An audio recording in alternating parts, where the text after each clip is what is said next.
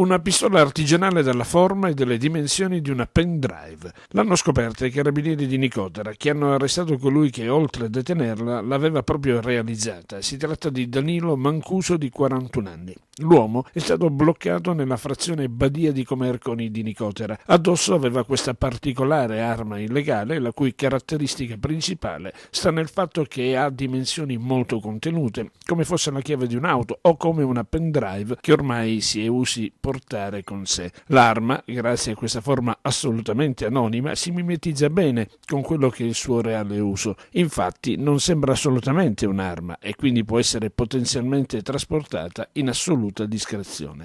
L'aspetto preoccupante di questa scoperta è che la pistola era carica e pronta a sparare, a conferma dell'efficienza della realizzazione. A quel punto i carabinieri hanno voluto approfondire l'indagine e hanno deciso di procedere ad una successiva perquisizione domiciliare. Ed in casa dell'uomo hanno trovato 17 colpi dello stesso calibro 6,35, utilizzabile per il tipo particolare di pistola scoperta. Tutto il materiale illegalmente detenuto è stato sequestrato, mentre Danilo Mancuso, dopo essere stato dichiarato in arresto, è stato portato nella casa circondariale di Vibo Valentia a disposizione dell'autorità giudiziaria.